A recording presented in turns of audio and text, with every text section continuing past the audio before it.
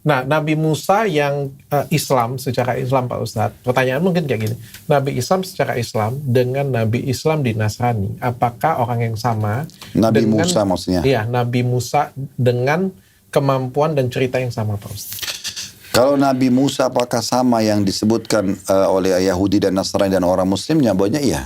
Tetapi apakah sama ceritanya itu Allahu a'lam.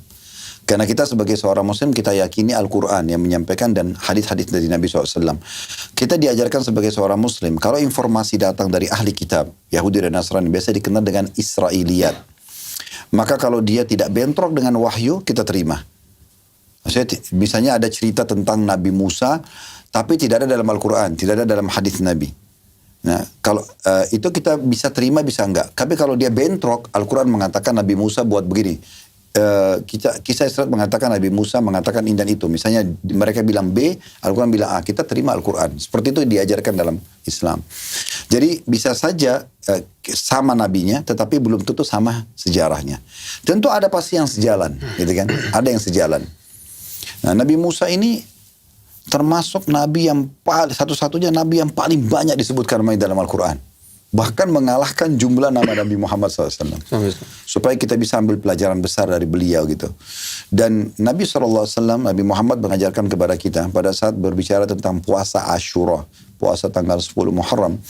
Kan waktu tiba di Madinah, para sahabat mengatakannya Rasulullah, orang Yahudi puasa hari ini, 10 Muharram. Lalu kata Nabi, coba tanya kenapa mereka puasa. Oh, karena hari ini Allah selamatkan Musa dari kejaran Fir'aun. Kami berpuasa sebagai tanda syukur kepada Allah. Kata orang-orang Yahudi. Maka Nabi mengatakan apa? Nahnu ahaqqu bi Musa minhum. Kami lebih berhak terhadap Musa daripada mereka. Karena memang umat Islam lebih menghormati Nabi Musa. Nah gitu. Jadi ada yang jalan, ada yang tidak juga gitu kan. Tergantung daripada kisahnya. Nah sebenarnya inti daripada Nabi Musa alaihissalam adalah salah satu nabi yang kita diperintahkan untuk mempelajarinya. Dan satu-satunya nabi yang hampir lengkap ceritanya dalam Al-Quran. Diceritakan tentang prosesi sebelum lahirnya. Diceritakan pada saat prosesi lahir. Adanya pembunuhan karena orang-orang Fir'aun sempat mimpi kerajaannya semua kebakar. Lalu dia bertanya pada para penyihirnya, peramalnya, apa ini? Oh ini lahir dari Bani Israel orang yang akan meruntuhkan kerajaanmu.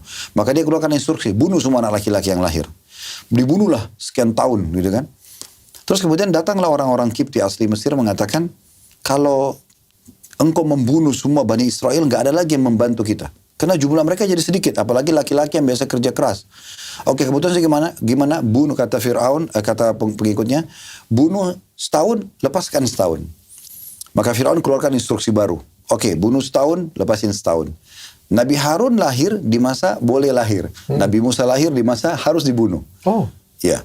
Nah pada saat Nabi Musa, ibu Nabi Musa itu waktu hamil yang kedua setelah Nabi Harun gitu kan. Dia tidak tahu kalau dia hamil dan waktu itu tidak tahu anak ini laki-laki atau perempuan. Fir'aun ini memberikan hadiah besar, emas, bagi siapapun wanita yang membantu melahirkan Bani Israel, yang melaporkan yang lahir anak laki-laki atau perempuan, dan dia harus membunuhnya. Kalau dia bunuh bayi itu dia dapat emas. Maka setiap kali ada ibu-ibu Bani Israel mau melahirkan, maka dikerumuni oleh wanita-wanita yang mau melahirkan. Dan mereka ambil langkah itu, berlomba-lomba membunuhnya. Tapi pertolongan Allah yang pertama kepada Nabi Musa, Allah tanamkan dalam hati setiap orang yang melihatnya rasa cinta. Makanya Allah mengatakan, wa alqaitu ilaika mahabbatan minni. Aku lemparkan rasa cintaku pada Muhammad Musa. Maka waktu pertama dia lahir laki-laki, orang yang mau melaporkan pada Fir'aun ini melihat Nabi Musa langsung mencintainya. Maka dia memeluknya mengatakan, bayi ini tidak akan saya laporkan. Diskusilah sama ibunya Nabi Musa, bagaimana? Oke, kita sembunyikan dari Fir'aun. Nah ceritanya dilanjutkan lah, dibuatkan kotak, terus ditaruh di sungai Nil, dia mengalir gitu kan. Tapi kuasa Allah putus tadinya, jalanlah kotak itu ke istananya Fir'aun. Nah mereka, Fir'aun ini punya prajurit-prajurit yang bisa tahu baunya Bani Israel, bau badannya. Jadi mereka tahu ini Bani Israel atau suku Kipti. Mereka bisa tahu, bukan dari wujudnya tapi dari bau badannya. Lewat bayi Nabi Musa ditemukan oleh para dayang-dayang, mereka tahu ini Bani Israel. Mereka sudah tahu baunya. Maka Asia, istri Fir'aun melihat, langsung mengatakan sebentar, jangan buru-buru untuk dibunuh. Fir'aun datang tanya, apa yang kalian temukan? Bayi, gitu kan? Fir'aun lihat, Fir'aun tahu ini Bani Israel. Bunuh kata. kata Fir'aun. Lalu Allah tanamkan rasa cinta di hatinya Asia, istri Fir'aun. Dia mengatakan jangan bunuh. Ini penyejuk mata buat saya dengan kamu. Kebetulan waktu itu Fir'aun belum punya anak. Maka mereka butuh anak. Nah, Fir'aun mengucapkan kata-kata begini. Ini kalau dia benar pengucapannya, dia bisa dapat hidayah. Dia bilang, waktu Asia istrinya mengatakan, Qurratu ainin li walak. Ini penyejuk mata buat saya dan kamu, hai Fir'aun. Fir'aun mengatakan tidak. Qurratu ainun laki wa laysa li. Penyejuk mata buat kamu tapi bukan buat saya. Ya. Dan juga manfaat buat kamu bukan manfaat buat saya. Maka kata ulama tafsir, andai saja Fir'aun tidak mengucapkan ini, dia akan dapat hidayah. Sebagaimana Asia dapat hidayah. Gitu. Akhirnya besarlah, subhanallah, kuasa Allah. Tapi dia nggak mau minum susu. Dia butuh susu, nangis terus. Maka diiklankanlah siapa yang mau menyusui ini. Ibu Nabi Musa menyuruh kakak perempuan Nabi Musa, kurang lebih selisih umurnya 14-15 tahun, keliling untuk mengikuti kotak itu, lalu menyampaikan kepada waktu dikumpulin ibu-ibu yang mau nyusuin, semua ditolak, tidak mau Nabi Musa menyusui. Dia mengatakan, mau nggak saya tunjukkan keluarga yang bisa menyusui bayi ini. Awalnya dituduh, berarti kamu kenal nih keluarganya ini orang.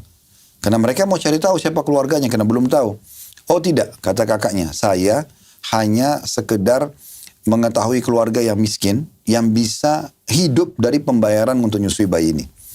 Maka pada saat itu dikasihlah, ya, dipanggillah ibunya. Begitu ibunya datang, lalu Asia mengatakan, ini kamu nyusui? Mau.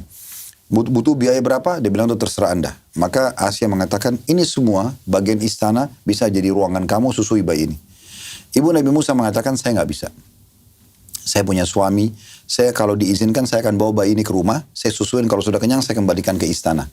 Maka Asia pun mengizinkan, maka subhanallah, yang akan jadi musuhnya Fir'aun lahir, selamat dari pembunuhan, masuk ke istana menjadi anak angkatnya Fir'aun, dan ibunya Musa hidup dari pembiayaan istana gitu. Pada saat itu. Nah akhirnya berjalanlah penyusuan itu sampai Nabi Musa dewasa gitu. Nah terjadilah sesuatu yang besar pada saat itu. Nabi Musa ini olahragawan, suka olahraga gitu, disebutkan dalam beberapa buku tafsir. Dan orangnya sangat kekar, tinggi besar gitu. Sebenarnya semua nabi-nabi diberikan kekuatan 10 laki-laki untuk membela agama. Nah dia masuk ke pasar, dia temukan ada Bani Israel berantem sama suku Kipti. Nah kebetulan ribut, akhirnya orang Bani Israel ini mengatakan, hai Musa, ini orang mau membunuh saya, tolong bantu saya. Nabi Musa tonjok si Kipti, meninggal dengan satu pukulan. Oh ya, sebelum saya lupa, sebab nama Musa itu dari Musya. Mu itu artinya air, sya itu rumput. Kenapa dibahasakan ini? Karena kotak itu ditemukan jalan di antara air dan rumput-rumput di Sungai Nil yang masuk ke istananya Firaun. Maka karena sering diulang-ulangi Musya, Musya, dalam bahasa Arab Musa dihilangkan shinnya menjadi sin. Itu awal mula namanya dia. Akhirnya Nabi Musa sempat menonjok si Kipti, meninggal dunia. Jatuhlah jenazah tersebut, dicari informasi siapa yang membunuh nih. Nabi Musa belum ditahu kalau dia membunuh. Keesokan pagi dia masuk ke pasar, ketemu orang yang sama yang kemarin berantem dari Bani Israel, juga berantem lagi sama suku Kipti. Begitu dia minta tolong, Nabi Musa datang mau memisahkan, tapi orang Israel ini mengatakan, hai Musa, apa kau membunuh saya sebagaimana kau bunuh jiwa yang kemarin? Maka ketahuilah kalau Musa yang membunuh. Maka Fir'aun mengeluarkan ikrar, sebuah keputusan akan membunuh Musa. Musa larilah ke Madian, yang kita ceritakan di kisah Nabi Syuaib. Ya. Itu memang akan akhirnya menikah sama anak Nabi Syuaib, kemudian tinggal 10 tahun di sana, sampai kembali dinobatkan jadi Nabi dan mendakwahi Fir'aun. Nah itu gambarannya. Sampai akhirnya Fir'aun ini nggak percaya. Dia nggak percaya sama sekali tentang masalah dia Nabi. Lalu Musa mengatakan, pertama disuruh bunuh. Waktu Nabi Musa sama Nabi Harun tiba di depan singgasananya Fir'aun, dia sempat mengatakan, bukankah kamu yang dulu membunuh, tumbuh besar di istana kami, kemudian kamu membunuh? Kata Nabi Musa, saya akuin semua itu. Tapi sekarang Allah memberikan saya hidayah. Saya ingin mengajakmu untuk beriman kepada Allah tanpa harus menghilangkan kerajaanmu. Dia tidak percaya, dia panggil Al-Gojonya, suruh bunuh Musa sama Harun. Kata Musa, sebentar, kalau saya datangkan bukti kalau saya Nabi, terima nggak? Oke silakan. Dilemparlah tongkatnya berubah jadi ular. Dalam beberapa riwayat menyerang menyerang Fir'aun. Firaun lalu mengatakan ambil. Nah, makanya dijadikan tongkat kembali. Tangan dimasukkan ke kantong, diangkat, keluar cahaya yang terang. Nah seperti itu. Tapi tetap dia tidak percaya. Disitulah akhirnya Firaun mengatakan, kalau begitu ini sihir. Saya akan datangkan semua penyihir untuk menantang kamu. Nah dipanggillah. Banyak sekali khilaf tentang masalah jumlah penyihir yang datang. Sampai ada yang mubalagah, melampaui batas itu mengatakan sampai 10.000. Ada yang mengatakan 100.000 orang yang datang. Lalu ditanya oleh Firaun, kapan kau mau tanding dengan penyihir saya? Karena kau ini penyihir. Dia bilang, yaumuz zina. Hari zina itu kebetulan hari perhiasan namanya. Zina ini bukan zina hubungan biologis, tapi zina itu dalam bahasa Arab bisa berarti perhiasan. Di saat itu Firaun biasa keluar dengan baju kebesarannya, lalu orang-orang pada sujud, hormatin dia. Hari itu orang semua berkumpul, kita tanding. Nah, di saat itu terjadi pertandingan sihir. Ternyata Firaun kalah. Dia tidak mau menerima itu, dihukum. Para penyihir tahu kalau ini bukan sihir, mereka sujud beriman sama Allah, lalu dibunuh penyihir tersebut oleh Firaun. Dipotong tangan dan kaki dan disalib di pohon-pohon kurma. Tapi ya, mereka tetap meninggal dalam keadaan syahid karena mereka sudah beriman sama Allah. Ringkas cerita saja, Firaun setelah kejadian tersebut banyak orang Mesir yang masuk Islam, mengimani risalah Nabi Musa. Firaun akhirnya mengatakan ini orang sudah terlalu besar pengaruhnya, harus dibunuh. Dikejarlah sampai ke Laut Merah. Maka Allah perintahkan Nabi Musa untuk menunggu Firaun sampai bisa melihat. Ya. Jadi pada saat melihat sudah dekat sekali, sudah dijangkau dengan mata, maka salah satu Bani Israel mengatakan inna lamudrakun. Kita sudah dijangkau nih, pasti kita mati dibantai. Apalagi Firaun bilang innahum lasyirzimatun qalilun, mereka tuh jumlahnya sedikit sekali gitu. Maka sengaja Allah buat Firaun melihat dan Musa juga sudah melihat dan Bani Israel. Maka Nabi Musa disuruh oleh Allah mengangkat tongkatnya. Dan Firaun tahu itu tongkat yang berubah jadi ular yang mengalahkan para penyihirnya. Dipukulkan ke Laut Merah, kemudian menjadi 12 bagian. Seperti dinding-dinding yang besar, lalu kemudian 12 Bani Israel lewat di masing-masing jalan. Tadinya ada seorang Bani Israel dalam riwayat mengatakan, ini kayaknya, kita nggak tahu nih, kita bisa selamat atau tidak. Maka Allah membuat di antara dinding-dinding air itu ada celah di mana mereka bisa saling melihat satu sama lain. Kayak transparan. Oh ternyata di sebelah lolos nih, sebelah lolos. Nah gitu.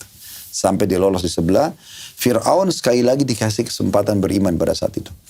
Kalau dia lihat kebesaran Allah itu kemudian dia menyatakan kebesaran Allah dan beriman, selesai. Masalahnya tetap ngotot dengan kekufurannya. Dia mengatakan kejar sebelum Musa dan pengikutnya selamat. Nah, Allah selamatkan Bani Israel yang beriman, maka Firaun di tengah-tengah lautan ditenggelamkan. Baru dia berkata pada saat itu, saya beriman kepada Tuhannya Musa dan Harun. Saking kufurnya sampai Allah tidak mengizinkan dia mengucapkan nama Allah. Dia cuma bilang, saya beriman kepada Tuhannya Musa dan Harun. Tapi sudah nggak bisa. Kata Nabi SAW dalam hadis Bukhari, Jibril mengatakan, hai Muhammad, andai saja kau lihat bagaimana saya penuhi mulutnya Firaun dengan tanah, maka kau akan kaget melihatnya. Supaya dia tidak mengatakan, Allah Tuhanku maafkanlah, karena Allah Maha Pengampun. Jibril pun tidak mau Firaun beriman gitu ya, karena sudah luar biasa kekufurannya. Akhirnya meninggal, dan Allah mengatakan, hari ini kami selamatkan badanmu. Nah, al-yawma nunajjika bi badanika. Badan ini, mungkin beda bahasa Indonesia. Biasanya kalau bahasa tubuh, tubuh itu, kalau ada orang kebakaran, atau ada orang yang dipotong badannya, misalnya kakinya, lalu dia ditemukan sebagian badannya, tubuhnya, maka dikatakan tubuh. Tapi kalau badan biasanya utuh. Makanya Allah gunakan bahasa badan. Hari ini kami selamatkan badanmu. Berarti dari rambut sampai kaki semuanya utuh. Sampai hari ini begitu. Akhirnya ditenggelamkan jadi pelajaran.